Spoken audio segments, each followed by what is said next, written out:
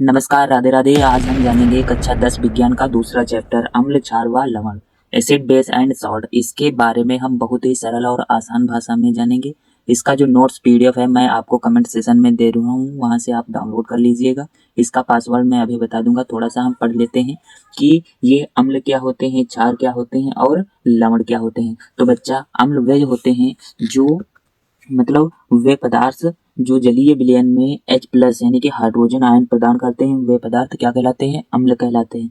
जैसे कि HCl को हम जब जल में घुलाते हैं, जल के साथ क्रिया करवाते हैं, तो क्या होता है, वो छोटे छोटे आयन्स में टूट जाता है। ठीक है, और वो आयन क्या होते हैं? H प्लस व Cl माइनस आयन होते हैं। ठीक है, अब अम्ल के गुण के बारे में बात करें तो अम्ल क्या होते हैं बच्चा? अम्ल खाने में यानी कि स्वाद में खट्टे होते हैं। ठीक है, यहीं पर अगर क्षार की बात करते हैं तो क्षार इसके अपोजिट क्रिया प्रस्तुत करते हैं। अम्ल क्या होते हैं? अम्ल स्वाद में खट्टे होते हैं। ठीक है, यह नीले लिटमस को लाल कर देते हैं। ठीक है, मान लो यह कोई एक बीकर है। ठीक है, इसमें यहाँ तक क्या है? यहाँ तक अम्ल भरा हुआ है और इसमें कोई हम लिटमस पेपर डालते हैं तो क्या होता है? लिटमस पेपर लाल होना स्टार्ट हो जाता है। ठीक है, तो यह क्या कहता है कि यह इसका एक पार्टिकुलर गुण होता है। ठीक है, कि क्या होता है? यह नीले लिटमस पेपर को लाल कर देता है। ठीक है, अब लिखा हुआ है कि यह जलीय विलयन में H प्लस आयन देता है ना? जलीय विलयन में इसको जब जल में घुलाते हैं तो क्या होता है कि ये H प्लस और Cl माइनस आयन में टूट जाता है। ठीक है, अब बात कर लेते हैं, ये जो अम्ल होते हैं ये धातुओं के साथ क्रिया करके H2 गैस रिलीज करते हैं, यानी कि बाहर निकालते हैं। ठीक है, तो ये यहाँ पर जिंक एक धातु हो जाती है, इसकी क्रिया अम्ल के साथ यानी कि HCl के साथ जब करवाई जाती है तो एक सॉल्ट बनता है, यानी कि लवण, यानी कि जिंक क्लोराइड। ठीक है, बनता है और H2 गैस निकल जाती है। ठीक है, अब क्या होता है कि जो अम्ल होते हैं उनका पीएच मान 7 होता है। इसके बारे में आगे और अच्छे तरीके से जानेंगे। ये एक पीएच स्केल होता है। पीएच स्केल में कुछ 14 पॉइंट होते हैं, जिनमें से 7 का मतलब होता है कि वह कोई पदार्थ या कह लीजिए भोज्य पदार्थ या फल सब्जी जिसका भी पीएच मान 7 होता है वह क्या होता है? वह उदासीन होता है। यदि उसका पीएच मान 7 से कम होता है तो वह अम्लीय होता है। यदि 7 से अधिक होता है तो वह क्षारीय की कैटेगरी में आ जाता है। ठीक है, तो अम्ल क्या होता है? अम्ल का जो पीएच मान होता है वो 7 से कम होता है। अब अम्ल की जो कार्बोनेट से अम्ल को यदि कार्बोनेट से रिएक्ट करवाते हैं, क्रिया करवाते हैं तो CO2 गैस रिलीज करता है। ठीक है, ये सोडियम कार्बोनेट है। ठीक है, इसकी क्रिया जब हम HCl से करवाते हैं तो NaCl व CO2 बनता है। ठीक है, जिसके साथ में जल की मात्रा भी थोड़ी सी निकलती है। ठीक है, अब बात करते हैं, ये जो अम्ल होते हैं ये क्षार के साथ रिएक्ट करके क्या होता है कि ये अम्ल जो होते हैं ये क्षार के साथ रिएक्ट करके उदासीनी क्रिया प्रस्तुत करते हैं। ठीक है, ये अम्ल हो गया। ठीक है, ये क्षार हो गया। ये दो अम्ल और क्षार ये दोनों आपस में जब रिएक्ट करते हैं तो क्या बनता है? लवण का निर्माण होता है, जिसका नाम होता है सोडियम क्लोराइड, व जल का फॉर्मेशन हो जाता है आसानी से। देख लीजिए, जो अम्ल के प्रकार होते हैं तो अम्ल 4 प्रकार का होता है। प्रबल अम्ल होता है। ठीक है, और दुर्बल अम्ल, सांद्र अम्ल और तनु अम्ल। तो प्रबल अम्ल वे अम्ल होते हैं जो जलीय विलयन में पूर्णतः आयनीकृत हो जाते हैं, या कह लीजिए पूरी तरीके से घुल जाते हैं। ठीक है, यानी कि बाहर से देखने पर, दूर से देखने पर इनको ऐसा नहीं लगेगा कि इसमें कोई चीज घुली है। ठीक है, बिल्कुल ऐसी जल के जैसे दिखेंगे लेकिन उसमें कोई ना कोई चीज घुली होगी। ठीक है, उसमें अम्ल जरूर घुला होगा। ठीक है, तो क्या होता है कि ये अम्ल क्या होते हैं जो जलीय विलयन में पूर्णतः आयनीकृत हो जाते हैं तो उन्हें क्या कहते हैं? उन्हें प्रबल अम्ल कहते हैं। जैसे कि HCl, हाइड्रोक्लोरिक अम्ल, सांद्र सल्फ्यूरिक अम्ल और नाइट्रिक अम्ल। ठीक है, ये HCl का मैंने फॉर्मूला ले रखा है। इसको जब हम विलयन में विलीन करते हैं या भुलाते हैं तो H प्लस Cl माइनस में ये क्या होता है? टूट जाता है। ठीक है, अब दुर्बल अम्ल उन्हें कहते हैं बच्चा कि जो जलीय विलयन में पूर्णतः आयनीकृत नहीं होते हैं, यानी कि पूरी तरीके से घुलते नहीं हैं, आंशिक रूप से घुलते हैं, यानी कि बाहर से देखने पर को महसूस होता है कि हाँ, कुछ इस बीकर में या गिलास में कुछ से न कुछ उसमें मिला हुआ है, पूरी तरीके से घुला नहीं होता है। तो ऐसे विलयन क्या कहलाते हैं? दुर्बल अम्ल कहलाते हैं। ठीक है, ऐसे अम्ल क्या कहलाते हैं? दुर्बल अम्ल कहलाते हैं। जैसे कि हो जाता है CH3COOH, जिसका नाम हो जाता है एस्टिक अम्ल। ठीक है, और कार्बोनिल अम्ल। ठीक है, ये CH3COOH ये एस्टिक अम्ल का सूत्र है। ठीक है, और इसको जब हम विलयन में विलीन करते हैं तो H प्लस और CH3COOH माइनस आयन में टूट जाता है। ठीक है, अब बात करते हैं सांद्र अम्ल की। तो सांद्र अम्ल जो होते हैं ना, तो जिस विलयन में अम्ल की मात्रा अधिक होती है तथा क्या होता है जल की मात्रा कम होती है, उसे सांद्र अम्ल कहते हैं। ठीक है, यहाँ पर विलयन थोड़ा सा गलत हो गया है, मैंने यहाँ पर लिख रखा है पेंसिल से। ठीक है, यहाँ पर अम्ल कर लीजिएगा आप लोग कि अम्ल कहते हैं, जैसे कि H2SO4 यानी कि सल्फ्यूरिक अम्ल। ठीक है, अब तनु इसका अपोजिट होता है कि जिस विलयन में अम्ल की मात्रा कम व जल की मात्रा अधिक होती है उसे तनु अम्ल कहते हैं। ठीक है, जैसे कि HCl। ठीक है, अब बात करते हैं कुछ प्रकृति में, यानी कि कुछ नेचुरल ऐसी प्रकृति में कुछ हम लोग अम्ल पाए जाते हैं जिनका नाम कुछ इस तरीके से हो जाता है, जैसे कि इमली में पाया जाता है टर्टरिक अम्ल, सिरका में एस्टिक अम्ल, और दूध में लैक्टिक अम्ल। सिरका में एस्टिक अम्ल, ठीक है, और दूध में इमली में टार्टरिक अम्ल, सिरका में एस्टिक अम्ल, दूध में लैक्टिक अम्ल, नींबू में सिट्रिक अम्ल, टमाटर में सिट्रिक अम्ल, और बिच्छू के डंक में हो जाता फॉर्मिक अम्ल, और चींटी में भी, मतलब चींटी की जो आगे वाला पार्ट होता है माउथ पार्ट, उसमें ये क्या होता है फॉर्मिक एसिड पाया जाता है। ठीक है, इसी के कारण क्या होता है ये एक चींटियाँ पीछे पीछे अनुगत होकर उसी के चलती रहती है। अब बात कर लेते हैं क्षार की। तो बच्चा क्षार क्या होते हैं? क्षार वे पदार्थ मतलब जो जलीय विलयन में OH माइनस आयन देते हैं। ठीक है, OH माइनस आयन प्रदान करते हैं, क्षार कहलाते हैं, जैसे कि NaOH। ठीक है, इसको जब हम विलयन में विलीन करते हैं तो Na प्लस, ठीक है, और प्लस OH माइनस आयन में टूट जाता है। ठीक है, अब इसकी बात कर लें कि इनके गुण क्या होते हैं।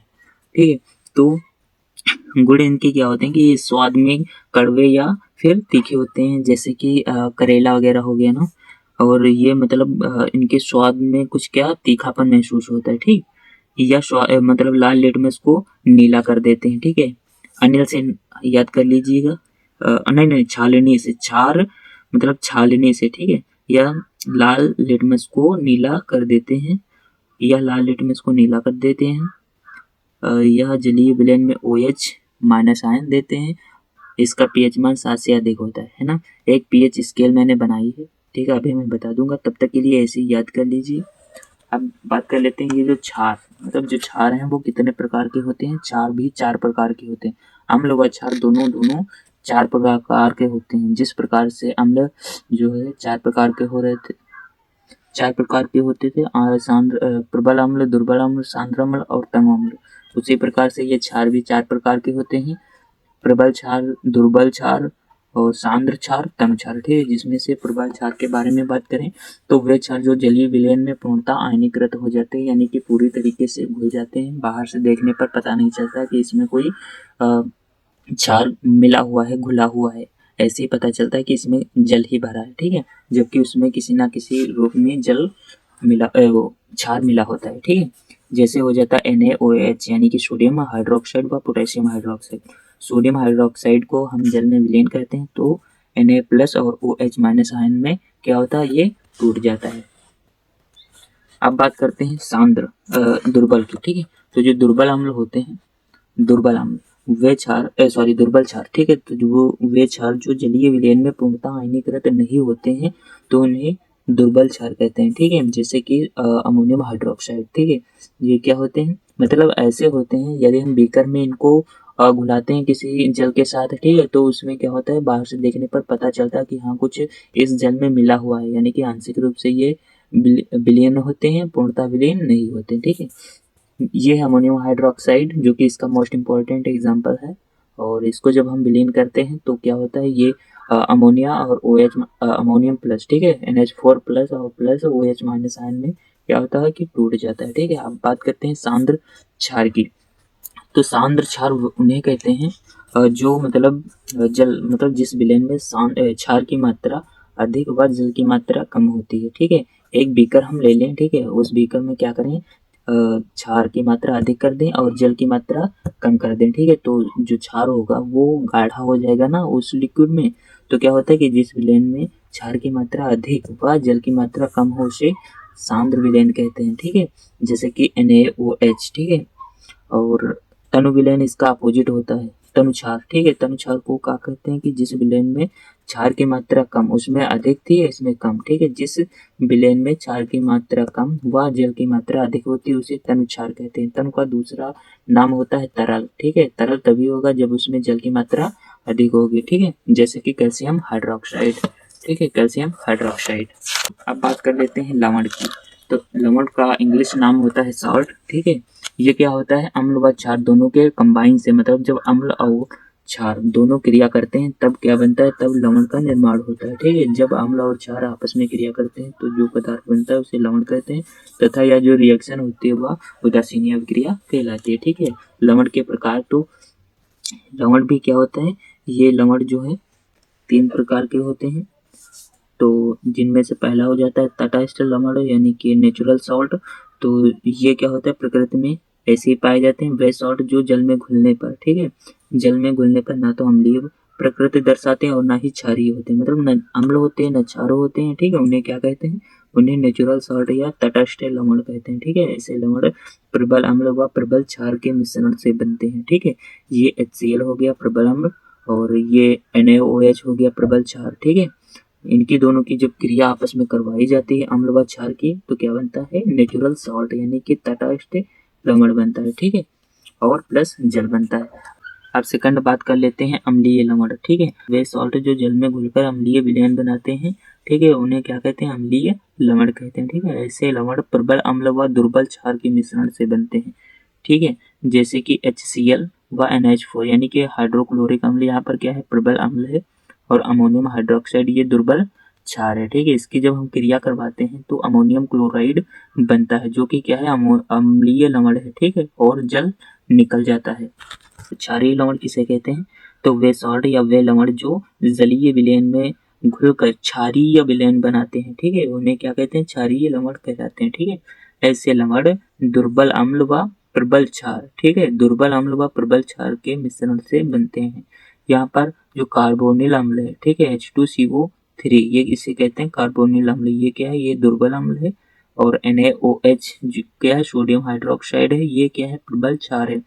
तो दुर्बल अम्ल और प्रबल क्षार की क्रिया जब हम करवाते हैं तो क्या बनता है, एक क्षारीय लवण बनता है जिसका नाम सोडियम कार्बोनेट हो जाता है, और जल यहाँ पर बन जाता है। अब बात करते हैं पीएच स्केल की। तो पीएच स्केल में क्या होता है कि एक प्रकार की स्केल होती है जो क्या करती है, अम्लीय कोई भी पदार्थ अम्लीय है या क्षारीय है उसको शो कराता है कि कौन सा पदार्थ या अम्लीय है या क्षारीय, जिस प्रकार से कोई एक थर्मामीटर पता करता है कि किसी भी व्यक्ति के बुखार कितनी लिमिट में है ना, वही इसका काम होता है। उसी प्रकार इसका भी काम होता है कि ये पीएच स्केल जो होती है ये किसी भी पदार्थ को दर्शाती है कि इसका जो यह किस प्रकार का है, या अम्लीय है या क्षारीय, किस प्रकृति का है, ठीक है। तो इसमें कुछ 14 पॉइंट होते हैं। यह एक पीएच स्केल का मैंने डायग्राम बनाया हुआ है। इसमें 14 पॉइंट होते हैं, ठीक है, 1 से लेकर 14 पॉइंट, जहाँ 7 का मतलब होता है उदासीन, ठीक है। जब इसमें कोई पदार्थ को, मतलब यह प्रोसेस लैब में होती है, इसमें किसी भी पदार्थ का कोई छोटा सा कण लेकर के उसमें डाला जाता है, ठीक है। तो यदि उसका जो उस पर लिख कर नंबर आता है तो वो नंबर यदि 1 से लेकर 7 के बीच आता है, 6 के, मान लो 1 से 6 के बीच आता है, तो वह क्या होगा, वह होगा अम्लीय, ठीक है। यही बात करें यदि वो 8 से 14 के बीच में आता है तो वो पदार्थ क्षारीय प्रकृति का होता है।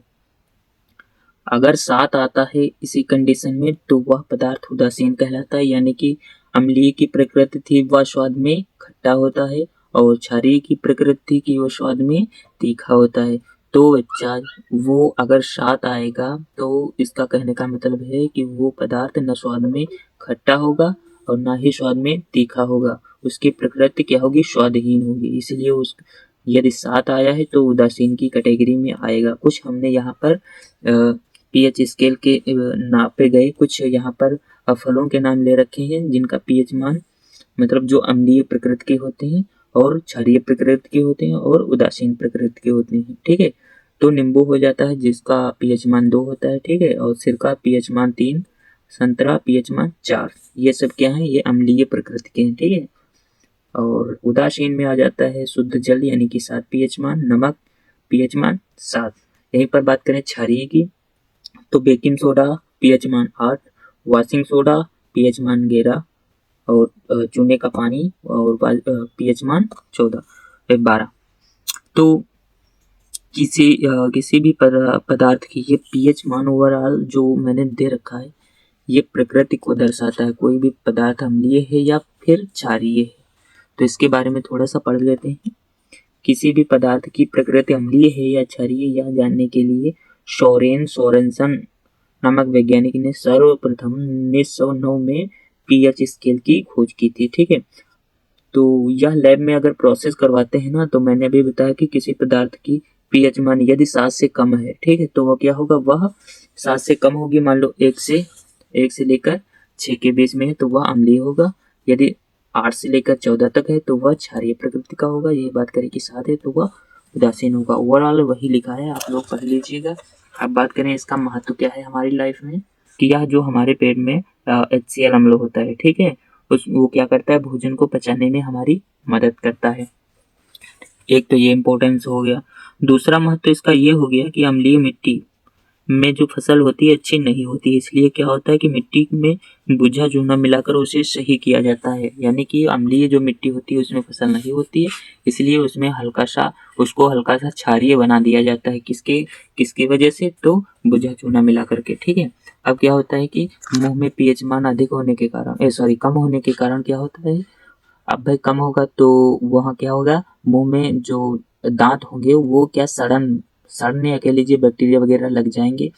ठीक है, तो डॉक्टर क्या कहता है, नीम की जैतून करो क्योंकि वो कड़वी होती है, यानी एक प्रकार से वो क्षार को लगाने को कहता है। ठीक है, तो वही लिखा है कि मुंह में पीएच कम होने से दांत खराब होने लगते हैं। ठीक है, और जल का पीएच मान 7 होता है और अधिक अम्लीय व अधिक क्षारीय पीएच मान हमारे बॉडी के लिए हानिकारक होता है।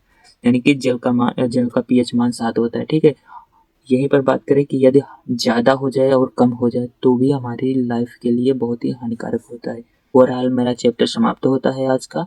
और नमस्कार, राधे राधे। आपको जो पासवर्ड है वो स्क्रीन पर मिल गया होगा। मिलते हैं कल के नेक्स्ट वीडियो में, तब तक के लिए नमस्ते, राधे राधे। वीडियो कैसा लगा जरूर बताइए।